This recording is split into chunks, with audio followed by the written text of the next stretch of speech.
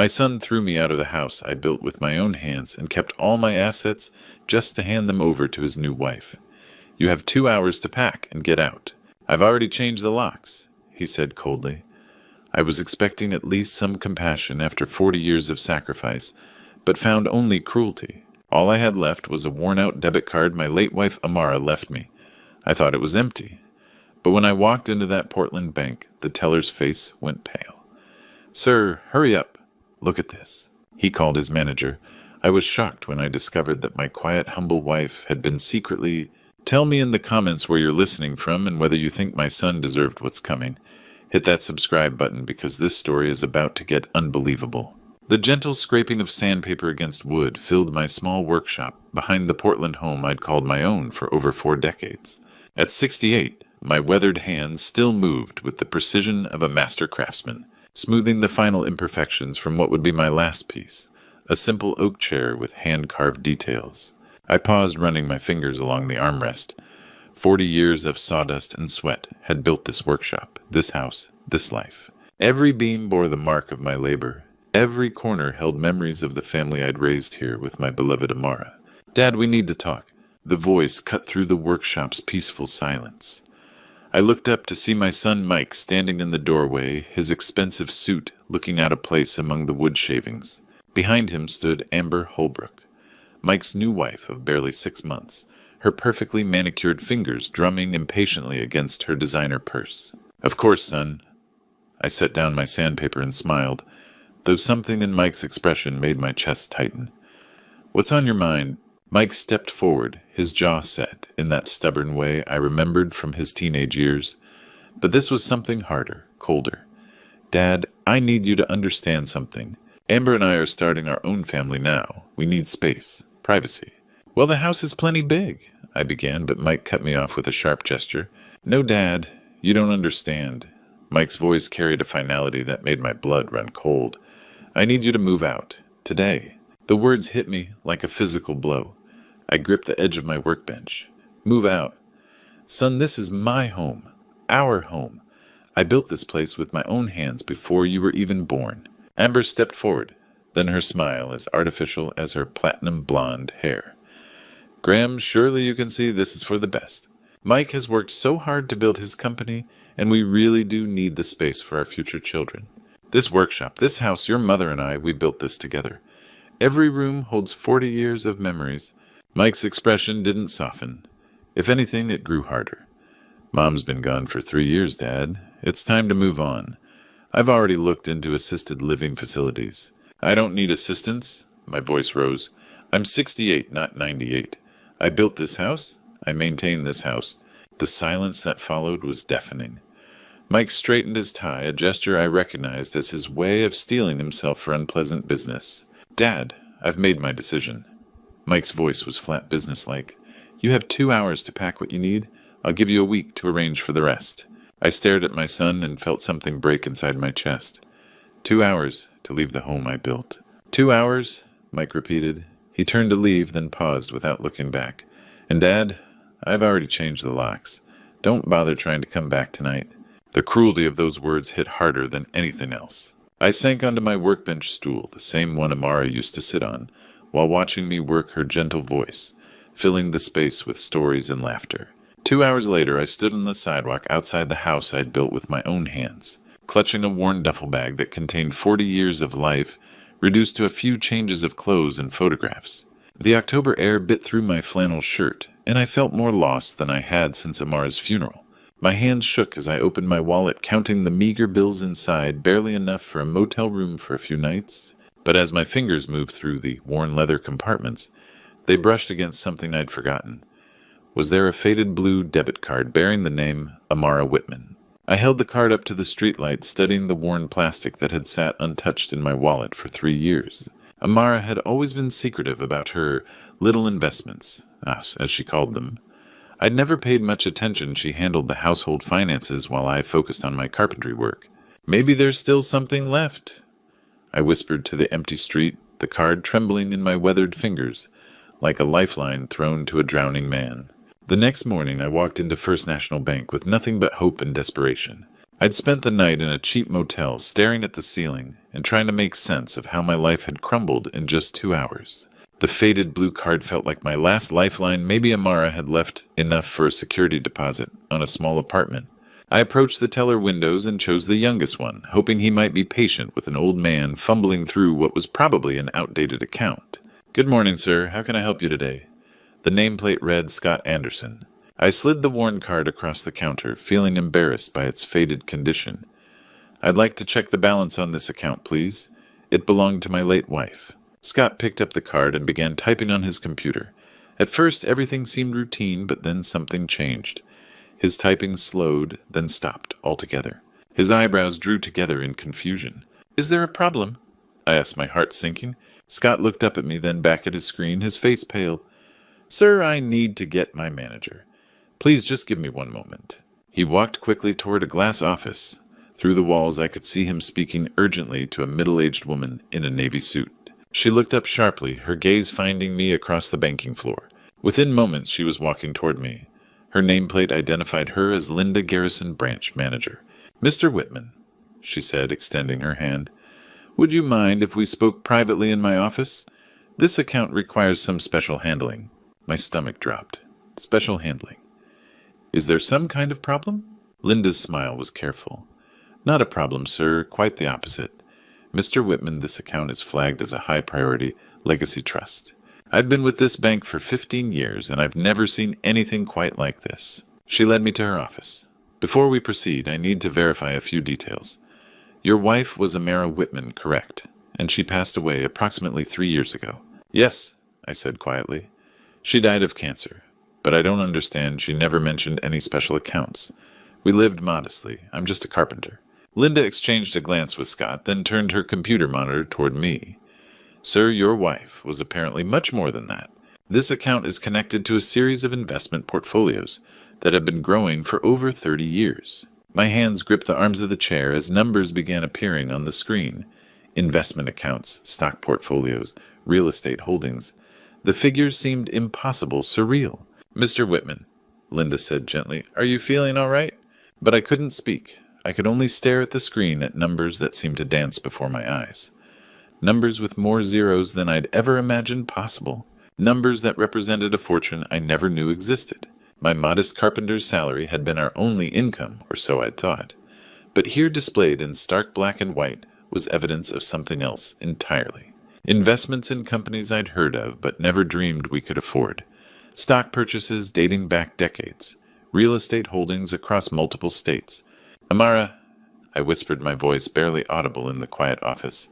"What did you do?" In the bank's private vault, Linda handed me a sealed envelope that had been waiting in Amara's safety deposit box for 3 years. My hands trembled as I broke the wax seal, recognizing my wife's careful handwriting. "My dearest Graham," the letter began, "if you're reading this, it means I'm no longer with you, and you found yourself in a situation where you need this anchor. I've prepared." I had to pause, wiping my eyes. Even in death, Amara's voice came through so clearly, that gentle wisdom that had guided our family for 43 years. "You probably think I was just your simple wife who clipped coupons and tended the garden. But Graham, I was watching. Every night when you fell asleep after your long days in the workshop, I was reading about technology, about companies that were going to change the world." A memory surfaced Amara at the kitchen table with newspapers scattered around her, always asking about those computer companies. I'd smiled and told her I was better with wood than technology, never realizing she was building our future while I built furniture. Starting in 1992, her letter revealed, I began investing small amounts of money I saved from our household budget, from selling my quilts. $500 here, $1,000 there. I bought shares in Apple, Microsoft, and later Google. You used to tease me about my little investments. Remember, Mom? Those little investments had grown into the fortune I'd just witnessed on Linda's screen. But the letter took a darker turn. "Graham, I saw how money changes people. I watched it happen to families in our neighborhood, and I saw the early signs in our own son. The way Mike's eyes would light up when he talked about wealth. The way he began measuring success only in dollars. I remembered those conversations, now Mike's growing obsession with status, with having the biggest house, the most expensive car. Amara had tried to warn me, but I'd dismissed it as young ambition. I saw it in Mike's eyes, that hunger, the letter continued, the way he looked at our house calculating its value, the way he talked about maximizing assets. I knew that someday when I was gone he would see you as an obstacle to his inheritance. Amara had predicted yesterday's betrayal, years before it happened. So I created this anchor, my love, not to spoil you, but to ensure you have options when you feel cornered. I designed it to activate only in desperation because I know your pride. You would never have accepted charity, even from your own wife. The final paragraph made my chest tighten. Don't let him destroy what we built together, Graham. This money isn't just numbers. It's 43 years of love, sacrifice, and dreams. Use this gift wisely, protect our legacy, and don't let greed win. The letter was signed simply, Forever yours, Amara. I folded the letter, carefully pressing it against my chest, as if I could somehow hold onto her presence. Linda sat quietly, giving me space to process this revelation. I won't let you down, Amara, I whispered to the empty vault, but as I tucked the letter into my jacket pocket, a new determination settled in my chest. Amara had given me the tools, but she'd also given me a warning about our son. If Mike had betrayed me so easily, what else was he capable of? But first I need to know what Mike is really doing. 3 days later, I sat across from Lucas Hartwell, private investigator, in his modest office overlooking downtown Portland. The man came highly recommended, a former police detective who specialized in corporate fraud.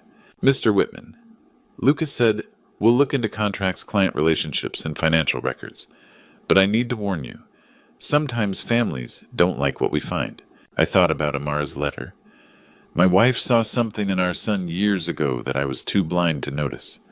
I need to know the truth. Lucas opened his laptop. Digital Dynamics Corp. Tech consulting and software development. Let's see what we can find. Over the next week, Lucas worked methodically. He followed Mike to client meetings, interviewed former employees, and accessed public business records. The first red flag appeared quickly. Graham, Lucas called me Thursday morning. Digital Dynamics has lost 3 major clients in 6 months. A healthcare system, a regional bank, and a manufacturing company. All terminated contracts early and demanded refunds. Lucas dug deeper. Former employees painted a disturbing picture. Mike had been promising clients advanced software solutions his company couldn't deliver. He would collect substantial upfront payments, then delay and make excuses when delivery dates approached. The pattern is consistent, Lucas explained. Mike oversells capabilities, collects 50 to 70% payment upfront, then delivers substandard work or nothing at all. When clients complain, he blames technical difficulties. The evidence was damning. Lucas obtained internal emails where Mike instructed employees to falsify progress reports. There were invoices for software licenses never purchased and timesheets showing work never performed. Here's where it gets worse, Lucas said, pulling out a thick folder. Mike's been creating fake financial reports for potential investors. He's claiming revenue that doesn't exist and hiding client losses. My hands shook looking through the documents. Email chains showed Mike lying directly to investors. Bank statements revealed upfront client payments, diverted to personal expenses, Amber's shopping, expensive vacations, luxury cars. The healthcare system paid him $200,000 for a patient management system he never delivered, Lucas continued. The bank paid $150,000 for security software that was actually a basic program he bought for $3,000 and rebranded. I felt sick. This wasn't business failure, this was deliberate fraud. Mike's been using the company's reputation to secure personal loans, claiming the business as collateral. He owes nearly $500,000 to various creditors, and Digital Dynamics doesn't have assets to cover it. The scope of my son's deception was staggering. He was systematically stealing from clients, lying to investors, building a house of cards about to collapse. Lucas placed the thick folder between us. Graham, your son isn't just failing, he's committing fraud. Wire fraud, investor fraud, breach of contract. We're talking federal crimes. I opened the folder with trembling hands. Page after page of evidence, forged documents, falsified bank statements, email chains detailing deception. One particularly damaging email showed Mike bragging to Amber about stupid clients who pay upfront for promises. Another document revealed he'd taken $250,000 from the manufacturing company for inventory management software, then subcontracted the work to overseas developers for $20,000 while pocketing the difference. How much did he steal? I whispered, staring at the mounting evidence of my son's betrayal. Not just of me, but of every client who trusted him. 1 week later, I sat in attorney Jonathan Mills' office surrounded by law books and 40 years of legal experience. Jonathan had been recommended by Linda as someone who specialized in corporate acquisitions. "Mr. Whitman," Jonathan said, reviewing Lucas's evidence folder, "your son's company is in serious trouble. Digital Dynamics owes $2.3 million to First National Bank, and they're about to apply pressure. What does that mean? Mike's getting desperate, but there's an option that puts you in control." Jonathan pulled out a legal pad. "We create a shell company, Summit Capital LLC. This company purchases Digital Dynamics debt from the bank. When you buy a company's debt, you essentially control that company." The plan was elegant. Banks often sold problematic loans rather than deal with foreclosure. If Summit Capital purchased Mike's debt, I'd become his primary creditor with controlling leverage. "Mike won't know who's behind Summit Capital until we choose to reveal it," Jonathan explained. Over 3 days, Jonathan worked precisely. He established Summit Capital with me as sole owner, created banking relationships, and contacted First National's commercial lending department. The bank was receptive. Mike had been late on payments for 4 months, and his declining revenue made them nervous. "They'll sell the debt for 70 cents on the dollar," Jonathan reported. $1.6 million, and you'll own Mike's company." I signed the papers with steady hands, thinking of Amara's letter about protecting our legacy. This wasn't revenge. This was justice. Mike had stolen from clients, lied to investors, betrayed everything we'd taught him. The wire transfer completed Friday afternoon. Jonathan's phone rang within an hour. "It's done," he said. First National transferred all Digital Dynamics debt to Summit Capital. "This gives you the right to call in the debt immediately or restructure ownership." He handed me more documents. I prepared paperwork to convert debt to equity. "As of today, you own 78% of Digital Dynamics Corp." I held the ownership certificates, feeling their weight. My son had no idea his fate rested in my hands. "Mike still thinks he's seeking investors," I said. "Exactly. He's been making calls all week, arranging meetings with potential backers.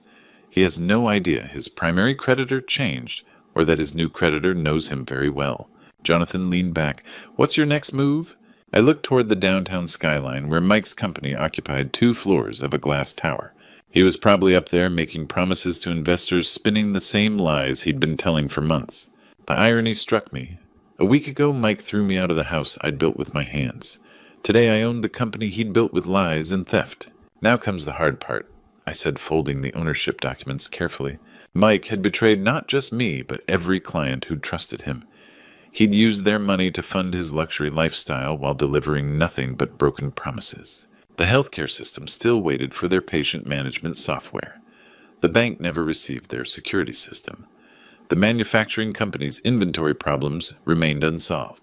But now I had the power to make it right. Time to face my son. The next morning, Mike received a call about a potential major investor, wanting to meet immediately. According to Jonathan, who'd arranged the meeting through intermediaries, this investor represented significant capital. I arrived at Mike's office building early, taking the elevator to the 20th floor where Digital Dynamics occupied a corner suite. The receptionist directed me to conference room B, where I positioned myself facing the windows back to the door. Mike entered carrying his leather portfolio, wearing his most expensive suit. I could hear the confidence in his footsteps, a desperate man who thought salvation had arrived. "Good morning," Mike said to my back. "I'm Mike Whitman, CEO of Digital Dynamics. Thank you for considering our company." I turned slowly, watching his face transform from professional enthusiasm to complete shock. "Hello, son." Mike's portfolio slipped from his hands, papers scattering across the table. His mouth opened without sound, face cycling through confusion, disbelief, and growing panic. "Dad, what are you doing here?" "This is my business meeting. I'm expecting an investor." "Actually, us," I said, settling into the head chair. "This is our business meeting. I am the investor, Mike. Or more accurately, I'm the new majority owner of Digital Dynamics Corp." I slid the ownership documents across the table. Mike's hands trembled as he read the legal language spelling out his downfall. "This is impossible," he whispered. "You're a carpenter. You don't have this kind of money. Your mother was remarkable, son. She saw things I was too blind to notice." I opened Lucas's investigation folder. She also taught me about protecting what we built together. Mike's face went pale as I revealed the evidence. Email printouts, financial records, client complaints, forged invoices, everything laid out chronologically. The healthcare system, I said. $200,000 for software you never delivered. The regional bank, $150,000 for security software that was actually a $3,000 program you rebranded. Dad, I can explain. The manufacturing company, $250,000 for inventory management. You subcontracted it overseas for $20,000 and kept the rest. My voice remained steady.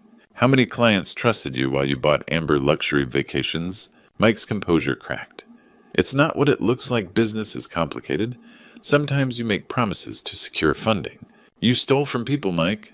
That healthcare system still waits for software to help patients. The bank's security remains unfixed because of your lies. I pulled out the most damaging evidence, Mike's emails to Amber bragging about stupid clients who pay up front for promises. Mike read his own words, shoulders sagging as reality settled in. The confident CEO facade collapsed, leaving only a frightened man who'd built success on stolen trust. What do you want? He asked quietly. I closed the folders and looked at my son. Really looked at him. Somewhere along the way, the boy I'd taught to use his first saw had become someone I didn't recognize. I want you to understand that actions have consequences, Mike. You threw me out because you thought I was powerless. You stole from clients for the same reason. But power isn't about expensive cars or big houses. I walked to the door, then turned back. You have 24 hours to decide, face the consequences like a man, or I'll let the authorities decide for you. Either way, the clients you stole from will get their money back. Mike sat alone as I left hands shaking as he reached for his phone, finally understanding his father was no longer the powerless old man he'd discarded. 24 hours passed. Mike never called.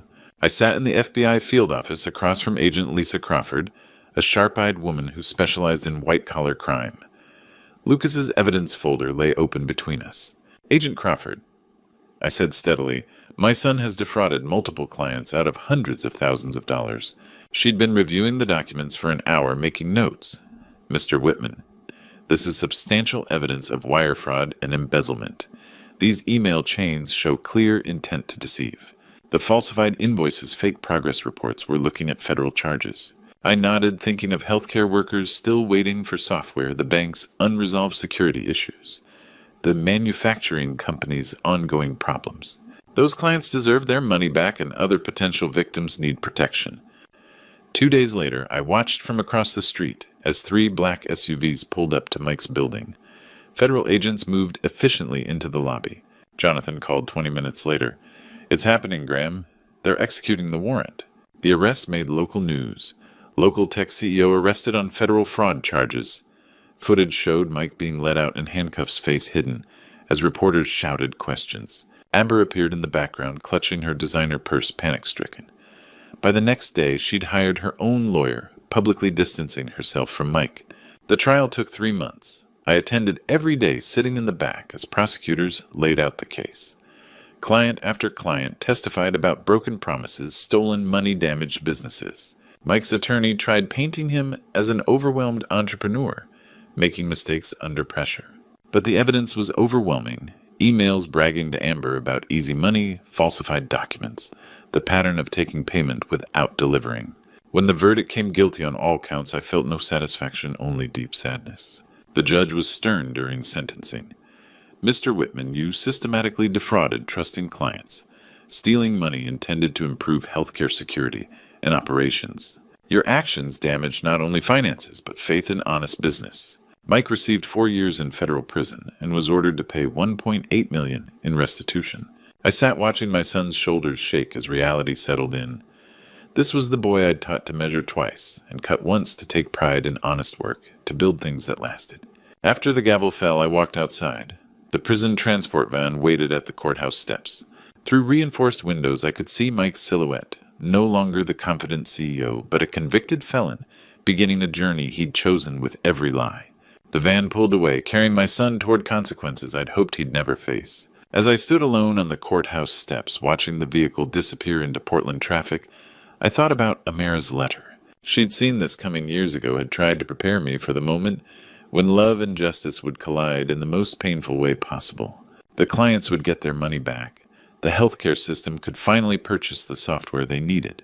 The bank could address their security vulnerabilities. Justice had been served.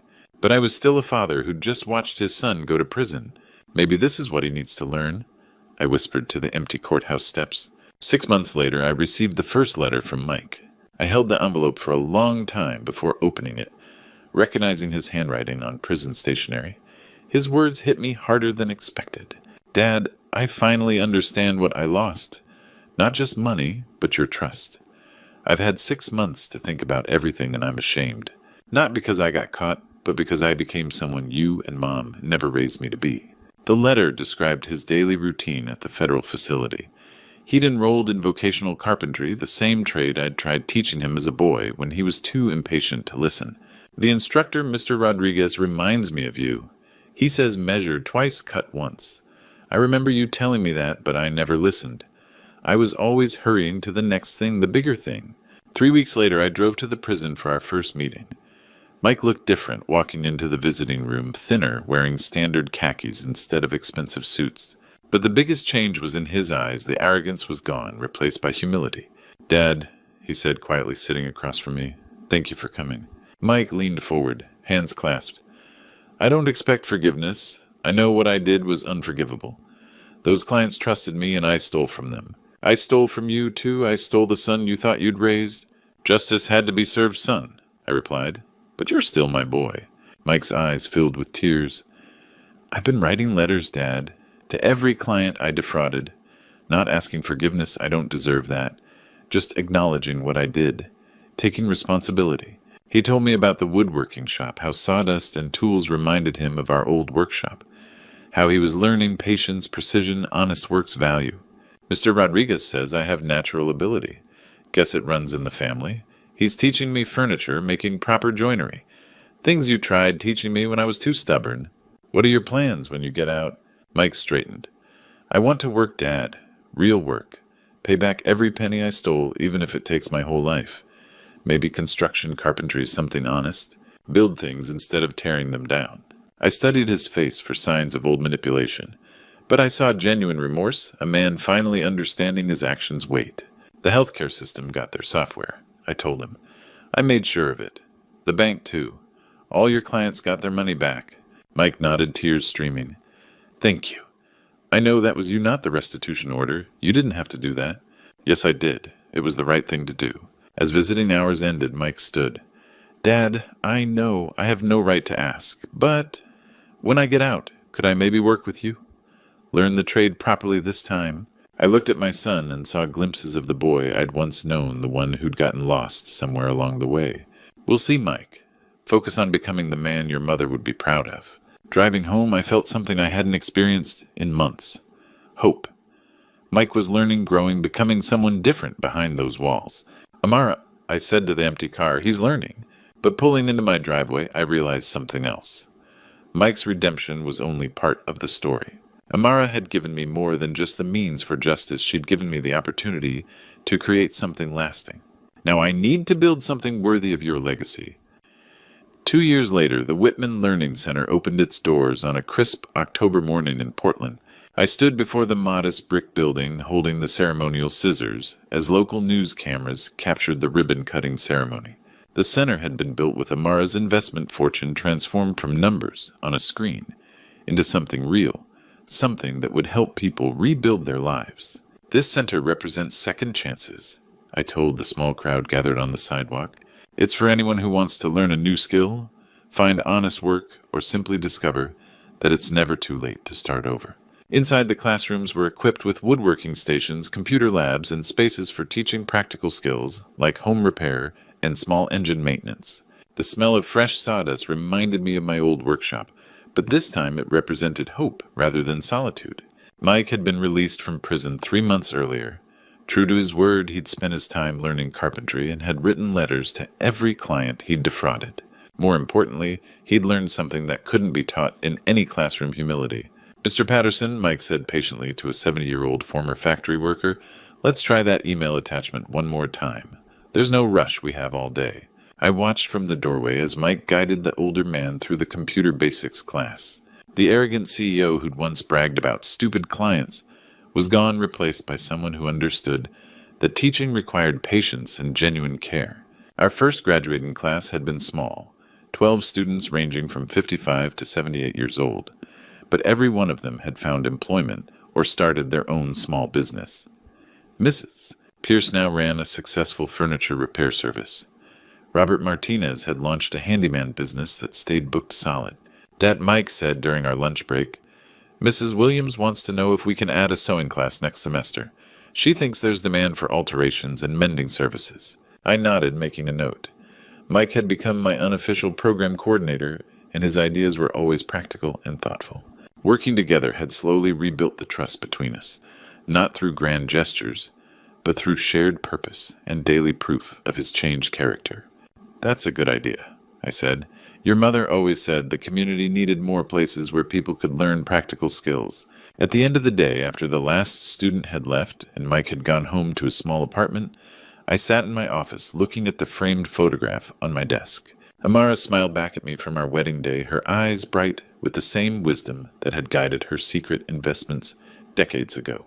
The center was more than just a training facility. It was proof that money could be transformed into something meaningful.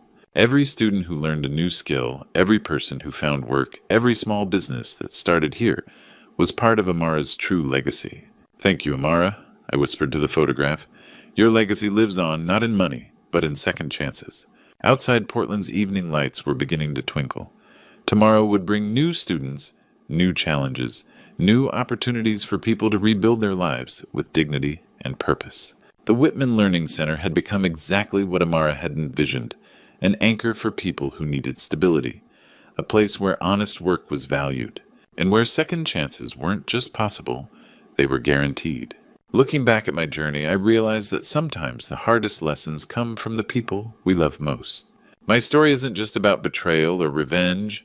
It's about understanding that true stories like mine happen every day when families are torn apart by greed and misplaced priorities. "Don't be like Mike" was don't let success blind you to what really matters. I've heard countless grandpa stories from other men my age, and they all echo the same truth. Money changes people, but character defines them. When Mike threw me out of my home, he thought he was eliminating an obstacle.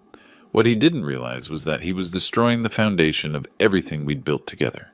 But here's what I learned, and what I want every father and son to understand. God has a way of turning our darkest moments into opportunities for redemption. When I found Amara's letter and discovered her investments, I knew God was giving me the tools, not just for justice, but for healing. And when Mike finally learned humility behind prison walls, I saw God's hand working in ways I never expected. The grandpa stories that matter most aren't about wealth or success. They're about second chances and the courage to rebuild what's been broken. These true stories remind us that it's never too late to choose love over pride, forgiveness over bitterness.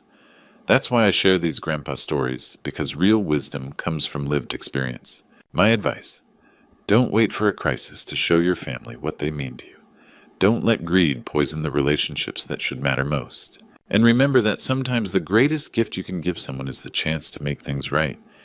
These true stories teach us that redemption is always possible. What's your second chance story? Share it in the comments below. And don't forget to subscribe for more inspiring tales of family forgiveness and finding hope in the darkest moments. Your story might be exactly what someone else needs to hear today. Every night, my son said he was working on his car in the garage. At 3 a.m., I heard a loud crash, and his voice whispering, "Don't let the old man find out." I hid and watched him load a heavy bag into his truck. When the bag opened, I froze when I saw what he had been hiding from me. Hit subscribe and tell me in the comments where you're watching this story from. What would you do if you discovered your own family was hiding something this big? I've always been a light sleeper. At 65, running Brennan Antiques in Charleston's historic district for 40 years teaches you to listen for trouble. But that November night, something woke me that had nothing to do with my usual concerns. The clock read 3:17 a.m. Our old Charleston single house was quiet except for familiar settling sounds. My wife, Margaret, had passed 3 years ago, leaving just Derek and me in this big place on King Street. Then I heard it. A muffled thud from the garage, followed by Derek's pickup starting up. My heart quickened. Derek, 35, and working at the Charleston Heritage Museum, had always been responsible. 3 a.m. truck runs weren't his style. I slipped to the bedroom window facing the side yard. What I saw sent a chill down my spine. Derek was moving between the garage and his Ford F-150, carrying a heavy canvas bag. the kind we used at my shop for transporting delicate pieces. He moved carefully, like someone avoiding detection. The garage light cast shadows across the driveway. Derek's face looked strained as he hefted the bag into the truck bed. For a moment, the canvas gaped open. Even from my second-floor window, I could see the unmistakable gleam of silver, genuine antique pieces. There was an ornate picture frame, definitely 18th century from the gilding. My trained eye caught colonial-era silver that made collectors' hearts race. But here's what made my stomach drop. Some pieces looked familiar. That silver tea service, wasn't that the Revere reproduction from my shop's display case? And that frame looked exactly like one from my back room. Derek made 2 more trips carrying bags and wrapped bundles. With each load, my confusion deepened. If these were from my shop, why sneak them out at 3 a.m.? More troubling, there were items I didn't recognize. Valuable pieces that looked like they belonged in a museum. A museum like the Charleston Heritage Museum where my son worked? Derek closed the tailgate and stood looking back at the house. I stepped away from the window instinctively. When I looked again, he was driving away. The headlights disappeared down King Street. I stood there 10 more minutes, mind racing through disturbing possibilities. Derek had keys to my shop, knew the security codes, had my complete trust. But he also had access to the museum's collection, pieces worth hundreds of thousands. I returned to bed but couldn't sleep. When his truck returned an hour later, I listened to careful footsteps on the stairs, his bedroom door closing softly. My son, who'd never taken a candy bar without permission, had just loaded what looked like stolen antiques into his truck. Derek had always been my pride and joy. Now I was watching him do something that could destroy everything we'd built. The morning couldn't come fast enough. I had to find out what was happening. The morning couldn't come fast enough, and by 8 a.m., I was already downstairs unlocking Brennan Antiques. The familiar smell of old wood polish and aged leather usually brought me comfort, but today everything felt different.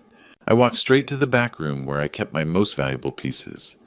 My hands shook as I pulled out my inventory ledger, the same leather-bound book I'd used for 20 years. 4 pieces were missing.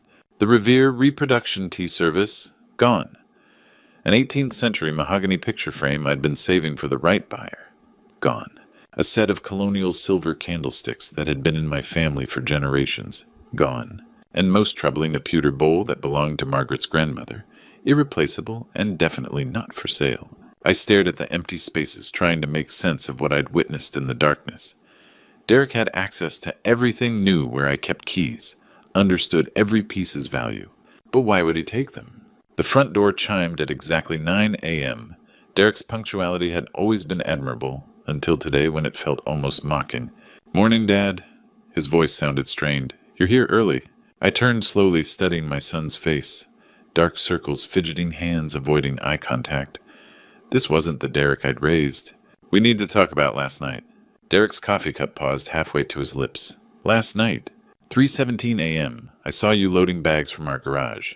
I stepped closer. "Derek, where are my antiques?" His face went pale, then flushed. "Dad, I can explain." "Then explain. I'm missing 4 valuable pieces, and you're the only other person with access." Derek set down his coffee and ran both hands through his hair, a nervous habit since childhood. "It's not what you think. I wasn't stealing." "Then what?" "I was moving them somewhere safe, for a museum project." The words rushed out rehearsed. "Charleston Heritage Museum is working on a security initiative. We're temporarily relocating high-value pieces from private collections to protect them from a suspected theft ring." I stared at him. "A theft ring? 3 antique shops have been hit this month. Professional jobs. The museum offered secure storage until police catch whoever's doing it." It sounded plausible, almost. But something in Derek's voice made my stomach churn. "Why didn't you tell me? Why sneak around at 3 a.m.? I didn't want to worry you." The museum said discretion was crucial. Fewer people knowing about relocations, the better. The front door chimed again. "Derek, are you here?" Kira Blake stepped inside, and even after 2 years of marriage to my son, she still commanded attention.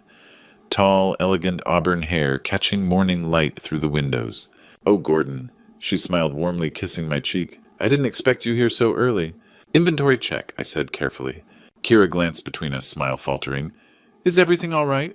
"Dad saw me loading the antiques last night," Derek said quietly. Kira's expression shifted to understanding, then relief. Thank goodness Derek's been worried about keeping the museum project secret. I told him he should have explained everything from the beginning. She turned to me, green eyes earnest. Gordon Derrick is doing something wonderful. Charleston Heritage Museum identified a sophisticated theft ring, targeting collectors and dealers. They're offering secure storage until criminals are caught. The museum insisted on discretion. She continued squeezing my arm gently. Police think the thieves have inside information, someone who knows which shops have valuable inventory. I looked between them. Derrick nodded earnestly. Your pieces are safer there, Dad. State-of-the-art security, climate control, everything. Kira smiled again. Derrick was planning to tell you today anyway. The storage period is almost over. I wanted to believe them. Paternal instinct said trust my son. But something nagged at me, some detail that didn't fit. When do I get them back? Soon, Derrick said. Very soon? I nodded slowly, letting their explanations settle over my doubts. Maybe 40 years in antiques had made me too suspicious. Maybe I was being paranoid. But 2 hours later, my world would collapse completely. 2 hours later, my world collapsed completely. 3 sharp knocks echoed through Brennan Antiques. Through the window, I saw a Charleston police cruiser already drawing stares from King Street tourists. Charleston Police, we need Derrick Brennan. The lead officer, stern-faced and 40-ish, held up an official document. We have a warrant to search these premises and vehicles registered to Derrick Brennan. We're investigating theft from Charleston Heritage Museum. The words hit like a physical blow. There must be some mistake. Is that Derrick Brennan's Ford F-150 Outback? I nodded numbly, thinking of those bags I'd watched him load 8 hours earlier. Officers moved through my shop with practiced efficiency, photographing everything, checking serial numbers. Customers slipped out quietly. My life's work had become a crime scene. Derrick arrived as they finished searching his truck. Dad, what's... He stopped, seeing the police cars, the gathering crowd. Derrick Brennan, you're under arrest for theft of cultural property. What? No, there's been a mistake. But there hadn't been. In Derrick's truck, wrapped in museum cloth, they found 6 Charleston Heritage Museum pieces. 18th century silver colonial paintings, artifacts worth hundreds of thousands. Mixed with them were my 4 missing antiques. Derrick, how is this possible? I watched them read his rights. Dad, I can explain. His voice cracked. This isn't what it looks like. Kira arrived as they handcuffed Derrick, running frantically in heels, pushing through gawkers. Derrick, oh my God, what's happening? When she saw the handcuffs, she sobbed. Completely genuine sounding. Officers, please, there's been a terrible mistake. Ma'am, step back. Derrick talked to me. Derrick looked at his wife with pure anguish. Kira, I'm sorry. I'm so sorry. Sorry for what you're scaring me. The performance was flawless. Kira clutched Derrick's arm as they led him away, tears streaming, voice breaking with apparent confusion and terror. Gordon, do something, call a lawyer. I stood frozen, watching my son loaded into a police car like a common criminal. Phones came out recording the spectacle. 40 years building my reputation, and now this. We'll need you at the station for questioning Mr. Brennan, the officer told me. The police cars pulled away with Derrick. The crowd dispersed, already spreading news through Charleston's tight-knit district. By evening, everyone would know Derrick Brennan had been arrested for theft. Kira stood on the sidewalk watching the cars disappear, shoulders shaking with sobs. I was about to comfort her when she turned around. For just 2 seconds, when she thought no one was looking, I saw her face. The tears remained, but her eyes were completely cold, calculating. No grief, no shock, no confusion, only satisfaction. She caught me staring and immediately shifted back to devastated wife, but I'd seen enough. That night I couldn't sleep. Something was very wrong about Kira. The next morning I made a decision that would change everything. Instead of wallowing in shock, I was going to find out the truth about my daughter-in-law. I'd spent 40 years building relationships in Charleston's antique community. Time to use them. My first call was to Margaret Wells at Palmetto Antiques. We'd traded pieces and information since the 70s. Margaret, it's Gordon. Have you ever heard anything about Kira, my daughter-in-law? A pause.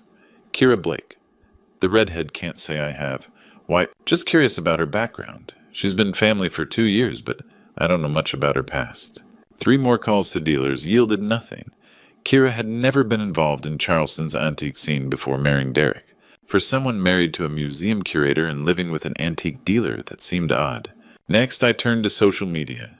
Kira's profiles were perfectly curated.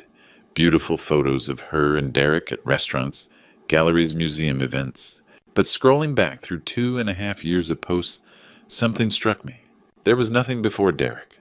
No college friends, no family photos, no history. Her social media began exactly when she started dating my son. I pulled out Derek's photo albums. There. Their first date inscription, Kira and me at Magnolia Plantation, September 15th, 2.5 years ago.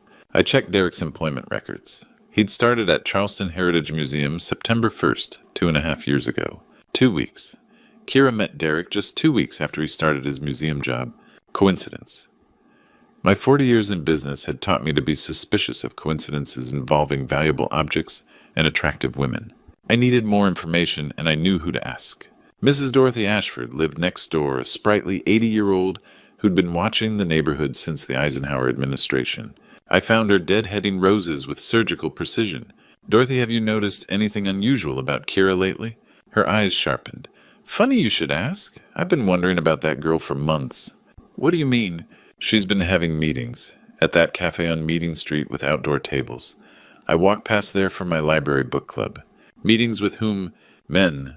Always different but similar. Expensive suits, fancy watches, polished appearance. Not tourists, though. My pulse quickened. How do you know? Tourists don't have serious business conversations. These were intense. Leaning in close, taking notes, exchanging envelopes. Envelopes. Small ones. Cash or documents, maybe. Dorothy snipped another rose. She always looked around nervously, checking if anyone was watching. How long?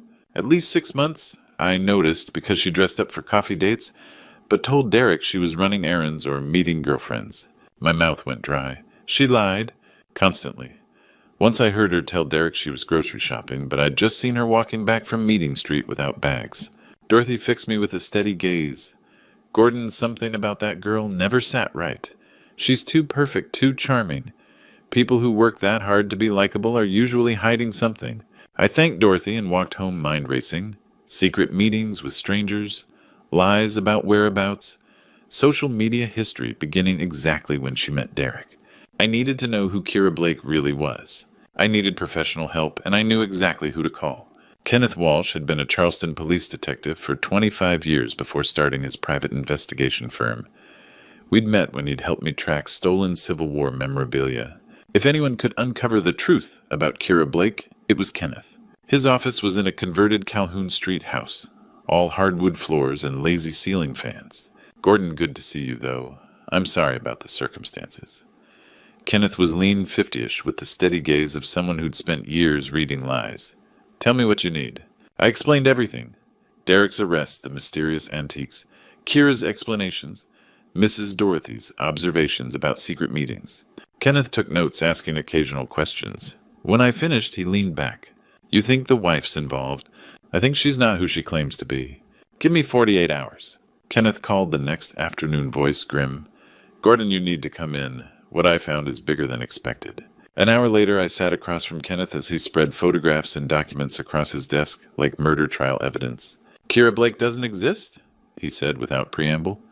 At least not the version your son married. My heart sank. What do you mean?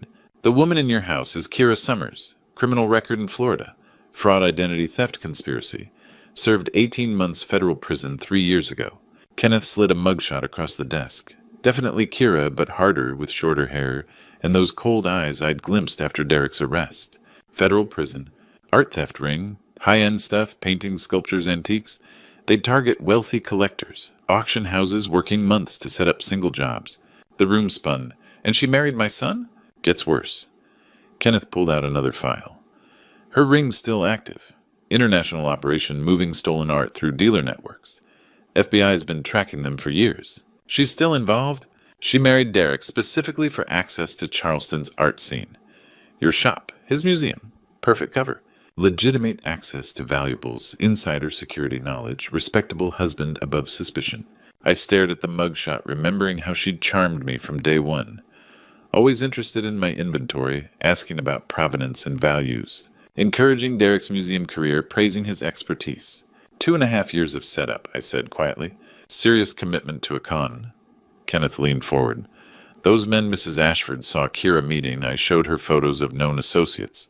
She identified too. My blood chilled. They're here. Months now. Setting up operations, identifying targets. Kenneth's expression darkened.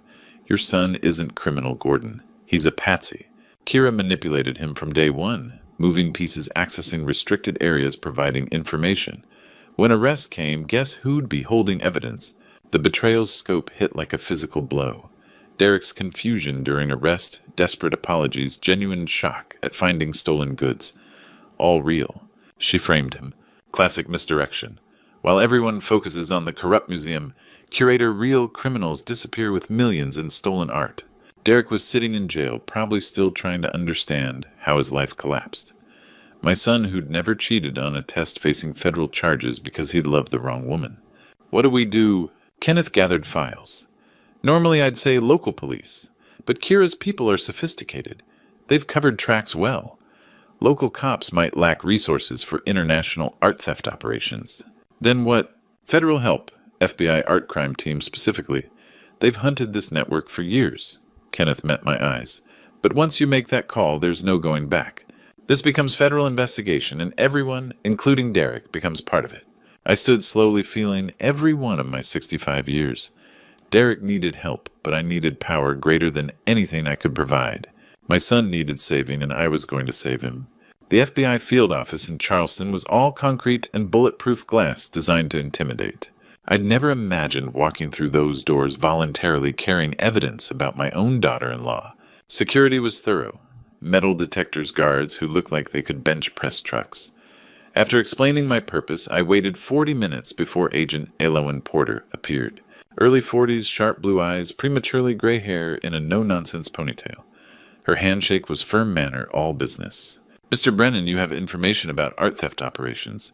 My daughter-in-law is part of an international smuggling ring, and my son's in jail for her crimes. Agent Porter's expression didn't change, but I caught interest flickering. Let's talk privately. Her office was spartanly furnished. Government desk computer walls covered with photographs of stolen artwork.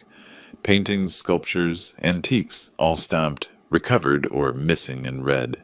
I spread Kenneth Walsh's files across her desk, explaining everything from Derek's midnight runs, to Kira's secret meetings, to her suspicious timing in our lives. Agent Porter studied each document, making occasional notes.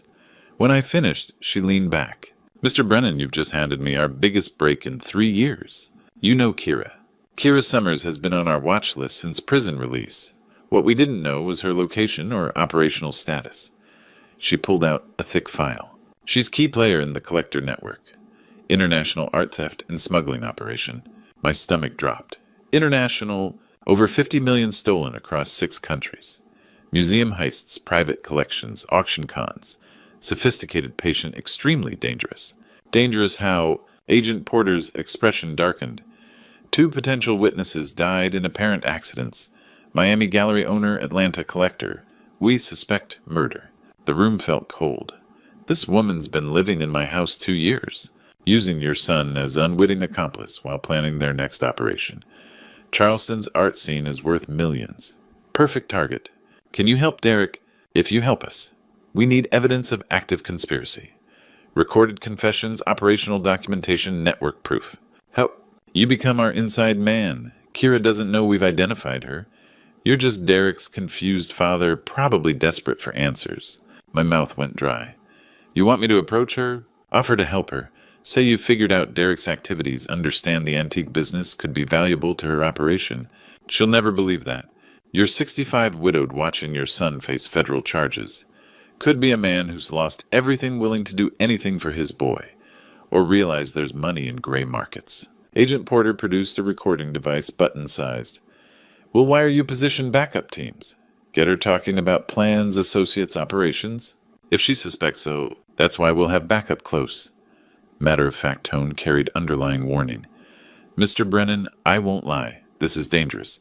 These people kill to protect operations. I thought about Derek in jail, wondering how his father could believe him criminal. About Kira's cold eyes when unguarded. About 40 years building honest business destroyed by lies. What do I do? Agent Porter smiled for the first time. Convince Kira Blake you want to join her team.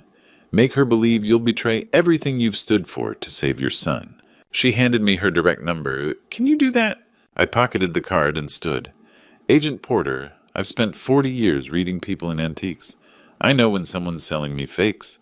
And now it's my turn to be the seller. That evening I prepared for the most dangerous meeting of my life. At 9 p.m. I made the call that would either save my son or get me killed. Kira, it's Gordon. I need to see you tonight, at the shop. A pause. Gordon, it's late. Can't this wait? It's about Derek, about what he was really doing. I let desperation creep into my voice. I know Kira. I know everything. Longer pause. I'll be there in 20 minutes. I checked Agent Porter's recording device. Button-sized, invisible ones attached. FBI teams were positioned around King Street, but felt miles away as I waited in my darkened shop. Kira arrived exactly on time, heels clicking before she knocked. Perfect as always. Elegant coat-styled hair, concerned expression. Gordon, you sounded upset. What's this about? I locked the door and gestured toward the back office. We need privacy. She followed, but I noticed her eyes scanning Sightline's exit routes, professional habits. Oh, sit down. I settled behind my desk, projecting broken old man. I've been thinking since Derek's arrest. We all have. It's been horrible. Has it or exactly what you planned? Something shifted in her posture. I don't know what you mean. I think you do. 2.5 years of planning. Meeting Derek 2 weeks after he started the museum job. Her mask slipped slightly. Gordon, you're not thinking clearly. More clearly than in months. I pulled out Kenneth Walsh's file. Kira Summers, federal prison, art theft conspiracy. She went still. Only the old building's settling sounds remained. How did you... Does it matter? Question is what now? Kira calculated weighing options. What do you want? My son out of jail, and compensation for being played. Compensation. You used my shop connections reputation. Derek's going to prison for your crimes. Cut me in on profits. She laughed like breaking glass.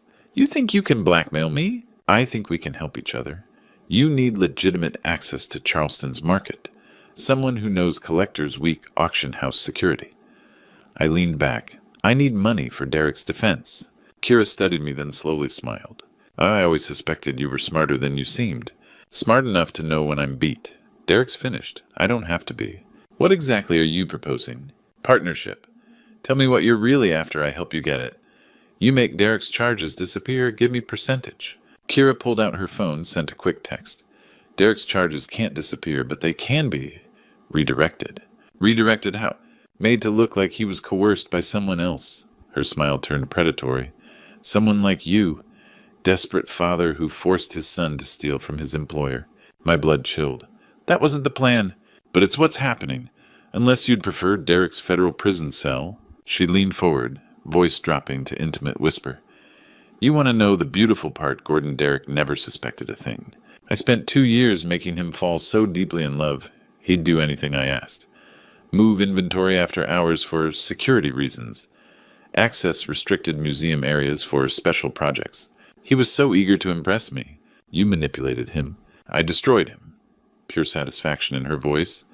And when the time came, I made one anonymous call to police about suspicious activity at Brennan Antiques. Derek was so confused when they found stolen goods in his truck. Kept saying he was just helping his wife with museum business. Outside car doors slammed, multiple vehicles. Kira's smile widened. Did you really think I didn't know you'd try something? 3 large men in expensive suits walked through my door without knocking. Gentlemen, Kira said pleasantly, meet Derek's father. He's been asking too many questions. The largest cracked his knuckles. Should we take him somewhere private? Kira looked at me with those cold eyes. No need. Your son is in jail, Gordon. No one left to protect you. She stood slowly savoring the moment. Time to send you on your way. I'd heard everything needed to save Derek, but might not live to use it. Kira nodded to the largest man. Make it quick and clean.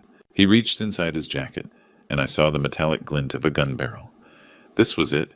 I was about to die in my own shop, surrounded by 40 years of carefully collected antiques. I did the only thing I could think of. I ran. Overturning my desk chair, I bolted toward the front of the shop, weaving between display cases and furniture. Behind me, I heard Kira curse, and the heavy footsteps of her enforcers giving chase. Don't let him reach the street, she shouted. The second gunman appeared at the front door, blocking my escape route. His weapon was already drawn, pointed directly at my chest. End of the line, old man. I was trapped between armed killers in my own store, with nowhere left to run. The recording device felt like a lead weight against my chest. All that evidence, all that proof of Derek's innocence about to die with me. Then the front windows exploded inward. FBI, drop your weapons. Agent L.O.N. Porter came through the shattered glass like an avenging angel service weapon, drawn backup agents flooding in behind her. Simultaneously, the back door burst open as more federal agents swarmed the shop. Federal agents get on the ground now. The gunman at the front door spun toward the new threat, and I dove behind a Civil War-era armoire as the shooting started. It was over in seconds. Professional law enforcement against street criminals. There was no contest. The sharp crack of gunfire shouted commands, the crash of overturning furniture, then sudden ringing silence. Clear front, clear back. Suspects down. I peered around the armoire to see two of Kira's men on the ground hands, zip-tied behind their backs. The third was being treated by a paramedic for what looked like a shoulder wound. Kira herself was pressed against the back wall, Agent Porter's gun trained on her center mass. Kira Summers, you're under arrest for conspiracy to commit murder, art theft, racketeering, and about 15 other federal charges. I'm going to enjoy reading to you. You can't prove anything, Kira snarled, but her composure had finally cracked completely. Gone was the elegant Charleston socialite. This was the federal prisoner, the career criminal, the predator who destroyed my son's life for profit. Actually, we can, Agent Porter smiled grimly. Mr. Brennan's recording device picked up your entire confession, including the part where you admitted to framing Derek and ordering his father's murder. Kira's face went white as the handcuffs clicked shut. Kira Summers, Agent Porter continued, you have the right to remain silent. Anything you say can and will be used against you in a federal court of law. As they led her away, Kira caught my eye one last time. The mask was completely gone now, just cold hatred and the fury of a predator whose long game had finally been exposed. This isn't over, she hissed. Yes, it is, I replied quietly. Agent Porter approached me as the crime scene team began processing my destroyed shop. Mr. Brennan, are you injured? I shook my head, still trying to process what had just happened. The recording. Did you get everything? Every word? Confession to art theft, conspiracy, manipulation of Derek, ordering your murder? It's all there. She holstered her weapon. We've been trying to get evidence like this on the Collector Network for 3 years. What you did tonight will put them away for decades. And Derek, Agent Porter's expression softened. Derek will be released tomorrow morning. All charges dropped. The recording makes it clear he was an unwitting victim of an elaborate con game. Relief flooded through me so powerfully I had to sit down on a nearby chair. He's really free. He's really free. Mr. Brennan, your son, is going to need time to process what happened to him. 2.5 years of psychological manipulation doesn't heal overnight. But he's alive, he's innocent, and he's going home. I looked around my shop. Windows, shattered furniture, overturned police tape everywhere. It would take months to repair the damage. But Derek was coming home. Agent Porter, thank you for everything. Thank you, Mr. Brennan. What you did tonight took real courage. 3 days later, I stood waiting at the gates of Charleston County Jail, watching for my son to walk free. 3 days later, I stood at Charleston County Jail gates, watching the most important door in my world swing open. Derek emerged blinking in November sunlight, wearing clothes from his arrest 4 days earlier. 4 days that felt like years. He looked older, worn by an experience no innocent man should endure. When he saw me, his face crumpled. Dad, I'm so sorry. I pulled my son into a hug 40 years of fatherhood had built toward. You have nothing to apologize for. I believed her, trusted her, let her use me to hurt you, the shop, everything we built. Derek, you fell in love. That's not a crime. We drove home in comfortable silence. Derek stared at Charleston's streets like seeing them for the first time. Tell me how she did it, I said finally. Derek was quiet then, started small. She'd ask about museum work, seem interested in collection security, said she wanted to understand my passion. You wanted to impress her? This beautiful woman was interested in me, my work. She'd suggest I photograph pieces for her research check items after hours, always with reasonable explanations. When did it escalate? 6 months ago. Said the museum was concerned about theft rings. Asked me to temporarily move high-value pieces to secure locations, including your shop, until better security was installed. And you believed her. She had documentation, Dad. Official papers calls with supposed board members. She'd created entire false reality around me. His voice broke. I thought I was protecting art. Instead, I was stealing it. You were protecting what you loved. She used that against you. We pulled into our driveway. Derek stared at the house where Kira had lived and lied 2 years. How did you know see through her when I couldn't? Experience? 40 years dealing with con artists, thieves who thought they could fool the old antique dealer. I turned off the engine, but mostly I knew my son. You weren't capable of what they accused you of. I feel like such a fool. You learned an expensive lesson about trust. Question is, what now? Derek looked at me hopefully. What do you mean? The shop needs rebuilding. Windows replaced, inventory, reorganized, reputation restored. I could use a partner who understands both antiques and museums. You'd want me to work with you after everything. Derek, you're my son. More than that, you're a good man who trusted the wrong woman. If I can't forgive that, what kind of father am I? That evening we planned. Derek would continue at Charleston Heritage Museum. They'd offered his job back with apologies. But evenings and weekends he'd help rebuild Brennan Antiques. We'll make it stronger than before.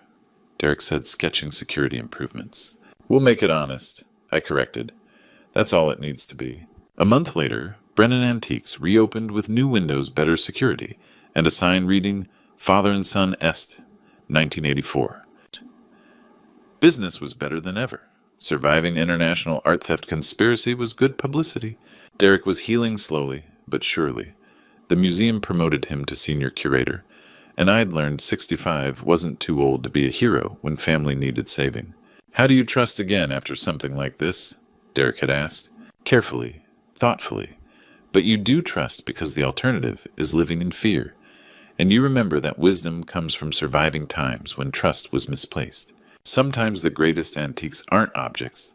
Their wisdom passed through generations' bonds, holding families together.